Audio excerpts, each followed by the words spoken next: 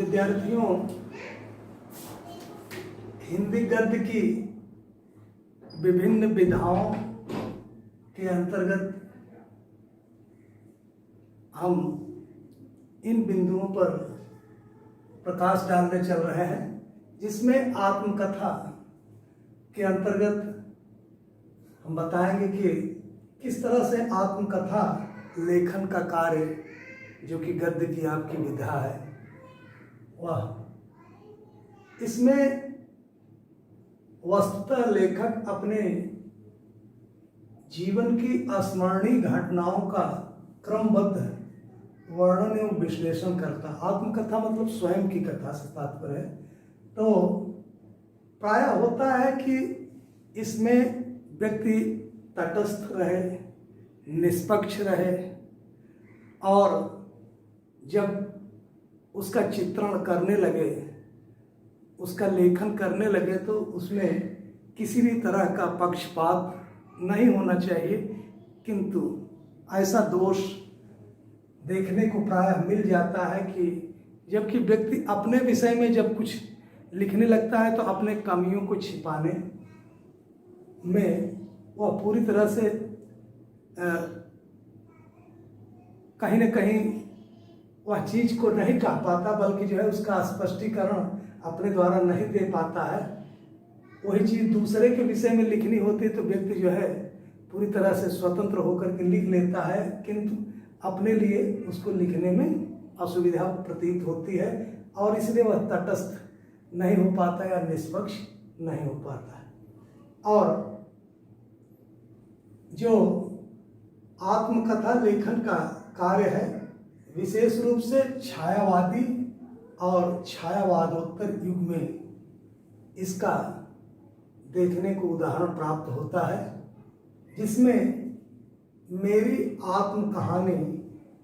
बाबू श्याम सुंदर दास, मेरा जीवन प्रवाह वियोगी है, मेरी आत्मकथा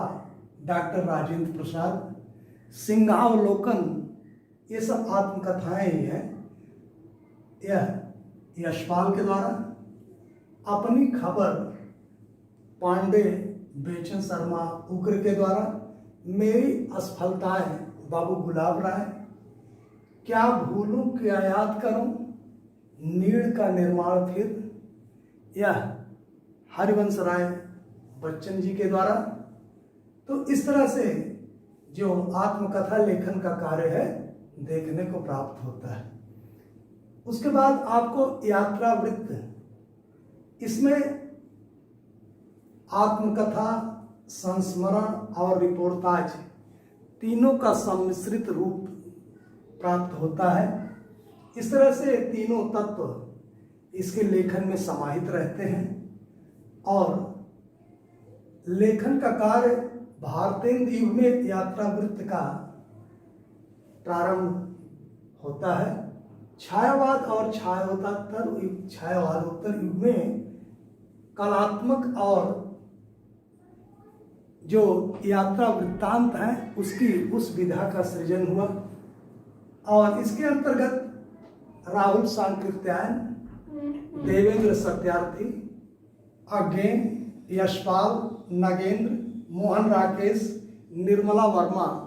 आदि लेखकों के नाम उल्लेखनीय। गद्य गीतों का जो क्रम है उसमें हम साधना संग्रह, जो कि राय कृष्ण दास के द्वारा लिखित और प्रकाशित है, और वियोगी हरि का तरंगिणी, जो कि द्विवेदी युगीन रचनाकार के रूप में है, और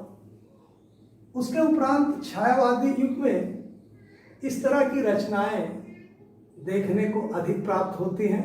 उसके अंतर्गत चतुरसेन शास्त्री जी, वृंदावन लाल वर्मा, डॉक्टर राम कुमार वर्मा और अज्ञेय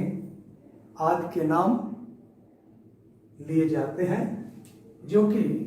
अपने लेखन के द्वारा गद्य गीतों का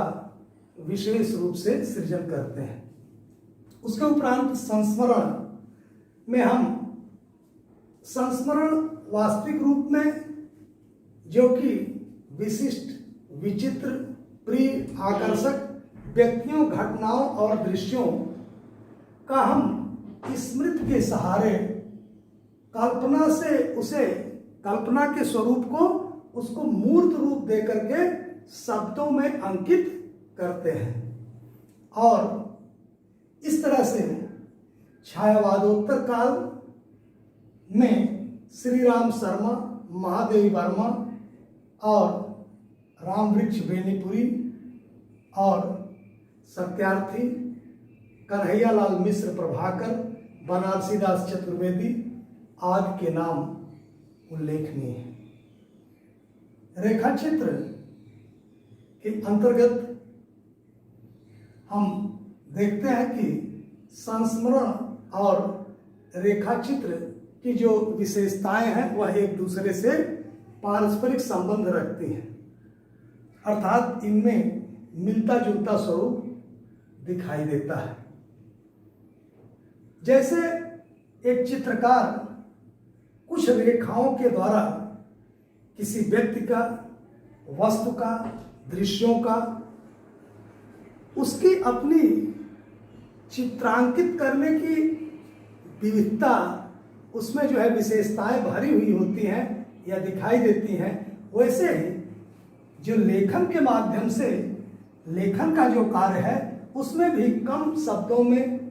और अल्प मात्रा में ही जो है हम उसका प्रयोग करते हुए शब्दों का और व्यक्तियों का, वस्तुओं का, दृश्यों का पूरी तरह से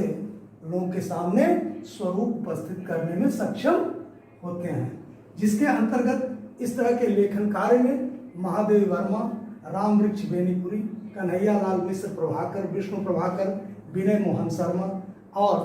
बनारसी दास चतुर्वेदी जी के नाम लिए जाते हैं। और इस तरह से हम जो हिंदी गद्य की विधाएं हैं उसके अंतर्गत यह पूरा कार्य हो जाता है। आपका गद्य की जो आपका उसका स्वरूप है, उसकी अपनी विविध विशेषताएं हैं, उनके विषय में हम बता दिए। अब इसके उपरांत अगले क्रम में हम काव्य के क्षेत्र में और काव्य का जो है जो इतिहास है उसके विषय में बताएंगे।